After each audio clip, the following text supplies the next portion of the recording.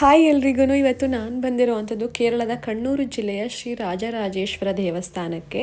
ಇದು ಬಂದು ತಳಿಪರಂಬ ಅನ್ನೋಂಥ ಒಂದು ಊರಲ್ಲಿ ಇರೋವಂಥದ್ದು ಕಣ್ಣೂರು ಜಿಲ್ಲೆಯಲ್ಲಿ. ಹಾಗೆಯೇ ಈ ಒಂದು ದೇವಸ್ಥಾನ ಬಂದು ಶಿವನ ದೇವಸ್ಥಾನ. ತುಂಬಾ ಚೆನ್ನಾಗಿದೆ ದೇವಸ್ಥಾನ. ಹೋಗ್ತಿದ್ದಂಗೆ ಅಲ್ಲಿ ಒಂದು ಕಾಮ್ನೆಸ್ ಅನ್ನುವಂಥದ್ದು ತುಂಬ ಇತ್ತು ಅಂತ ನನಗೆ ಅನಿಸ್ತಾ ಇತ್ತು. ಈ ದೇವಸ್ಥಾನದ ಸುಮಾರಷ್ಟು ವಿಶೇಷತೆಗಳಿದೆ, ಅದನ್ನು ನೋಡೋಣ. ಇಲ್ಲಿ ಬರ್ತಿದ್ದಂಗೆ ಇದು ಮೊದಲ ಒಂದು ಲುಕ್ ಹಾಲ್. ಇದು ಇಲ್ಲಿ ಬರ್ತಿದ್ದಂಗೆ ರೈಟ್ ಸೈಡ್ಗೆ ಕಲ್ಯಾಣಿ ಇರುವಂಥದ್ದು. ಈ ಒಂದು ಕಲ್ಯಾಣಿ ತುಂಬಾ ಡೀಪಾಗಿ ಹಾಗೆ ತುಂಬ ಅಗಲವಾಗಿದೆ, ನೋಡೋದಕ್ಕೆ ತುಂಬಾ ಚೆನ್ನಾಗಿದೆ ಅಂತ ಹೇಳ್ಬೋದು. ಅಲ್ಲಿಂದ ಬರ್ತಿದ್ದಂಗೆ ನೋಡಿ, ಇದು ಫಸ್ಟ್ ಲುಕ್. ಇಲ್ಲಿ ಒಂದು ಶಿವನ ಸ್ಟ್ಯಾಚು ಇದೆ, ಹಾಗೆ ಅಲ್ಲಿ ಮೆಡಿಟೇಷನ್ ಏನಾದರೂ ಮಾಡುವಂಥ ಒಂದು ಜಾಗ ಈ ರೀತಿ ನೀಟಾಗಿದೆ.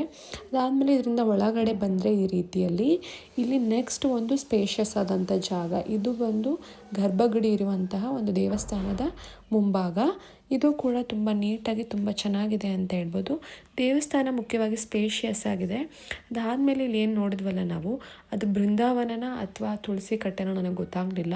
ಸ್ವಲ್ಪ ಲ್ಯಾಂಗ್ವೇಜ್ ಇಶ್ಯೂಸ್ ಇರೋದ್ರಿಂದ ನಂಗೆ ಅದನ್ನು ತಿಳ್ಕೊಳ್ಳೋದಕ್ಕೆ ಸ್ವಲ್ಪ ಕಷ್ಟ ಆಯಿತು. ಅದಾದಮೇಲೆ ಆ ಇದ್ರ ಎದುರುಗಡೆ ಇರೋವಂಥ ಇದು ಬಂದು ಗರ್ಭಗುಡಿಗೆ ಹೋಗುವಂತಹ ಜಾಗ. ಇಲ್ಲಿಗೆ ಸಂಜೆ 7 ಗಂಟೆ ನಂತರ ಮಾತ್ರ ಹೆಣ್ಮಕ್ಳಿಗೆ ಪ್ರವೇಶ ಇರುತ್ತೆ. ಅದಾದಮೇಲೆ ಇದೇನು ನೋಡ್ತಾ ಇದ್ದೀರಾ ಇವಾಗ, ಇದು ಬಂದು ಶಿವನ ಜಡೆಯಿಂದ ಹರಿದು ಹೋಗುವಂತಹ ಗಂಗೆ ಅಂತ ಇವರು ಇಲ್ಲಿ ಕನ್ಸಿಡರ್ ಮಾಡ್ತಾರೆ ಅದನ್ನು.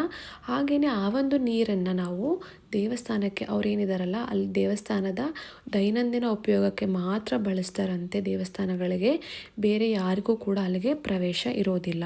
ತುಂಬ ಸ್ಟ್ರಿಕ್ಟಾಗಿ ಅದನ್ನು ಬೋರ್ಡ್ ಹಾಕಿ ಅಲ್ಲಿ ತುಂಬ ನೀಟಾಗಿ ಲಾಕ್ ಮಾಡಿದ್ದಾರೆ ಅಂತ ಹೇಳ್ಬೋದು.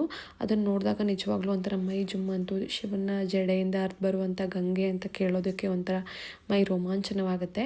ಅದಾದಮೇಲೆ ಈ ದೇವಸ್ಥಾನ ಏನಿದೆಯಲ್ಲ, ಇದು ನೈಟ್ ಟೈಮು ಈ ರೀತಿ ಕಾಣುತ್ತೆ. ಈವ್ನಿಂಗ್ ವೈಬ್ ನಾನು ಇದನ್ನು ಶೇರ್ ಮಾಡ್ತಿರೋ ಅಂಥದ್ದು. ಹೆಣ್ಮಕ್ಳು ದೇವರ ದರ್ಶನ ಮಾಡಬೇಕು ಅಂದರೆ ಸಂಜೆ 7 ಗಂಟೆ ನಂತರ ಮಾತ್ರ ಸಾಧ್ಯ. ಅದಾದಮೇಲೆ ಗಂಡು ಮಕ್ಕಳಿಗೆ ಬೆಳಗ್ಗೆಯಿಂದ ಸಂಜೆ ತನಕ ಯಾವಾಗ ಬೇಕಾದರೂ ಅವರು ಹೋಗ್ಬೋದು. ಬಿಲೋ ಒಂದು 5 ವರ್ಷದ ಒಳಗಿನ ಮಕ್ಕಳಿಗೆ ದೇವಸ್ಥಾನಕ್ಕೆ ಹಲೋ ಇರೋದೇ ಇಲ್ಲ. 5 ವರ್ಷದ ಒಳಗಿನ ಮಕ್ಕಳನ್ನ ದಯವಿಟ್ಟು ದೇವಸ್ಥಾನಕ್ಕೆ ಕರ್ಕೊಂಡು ಹೋಗಬೇಡಿ. ಎಂಟ್ರಿವರೆಗೂ ಇರುತ್ತೆ, ಗರ್ಭಗುಡಿಗೆ ಎಂಟ್ರಿ ಇರೋದಿಲ್ಲ. ಈ ಒಂದು ವಿಡಿಯೋ ಸ್ವಲ್ಪನಾದರೂ ನಿಮಗೆ ಇನ್ಫಾರ್ಮೇಟಿವ್ ಅಂತ ಅನಿಸಿದ್ರೆ ದಯವಿಟ್ಟು ಈ ಒಂದು ಪೇಜ್ನ ಫಾಲೋ ಮಾಡಿ. ಇಲ್ಲಿನ ತುಳಸಿನ ತುಂಬ ಬಳಸ್ತಾರೆ. ನಾವೆಲ್ಲ ಕಡೆ ದೇವಸ್ಥಾನಗಳಲ್ಲಿ ಬಿಲ್ವಪತ್ರನ ಬಳಸ್ತೀವಿ, ಆದರೆ ಇವರು ತುಳಸಿನ ಪೂಜಿಸ್ತಾರೆ. ತುಪ್ಪದ ಬಾಟ್ಲು 10 ರೂಪಾಯಿಗೆ ಸಿಗುತ್ತೆ. ಹಾಗೆಯೇ ದೀಪ ಕೂಡ ಇಲ್ಲಿ ಸಿಗುತ್ತೆ. ದೀಪಗಳನ್ನು ಇಲ್ಲಿ ಹಚ್ಚಿ ನಾವು ಕೊಟ್ಟರೆ ಅದನ್ನು ದೇವರ ಮುಂದೆ ಇಡ್ತಾರೆ.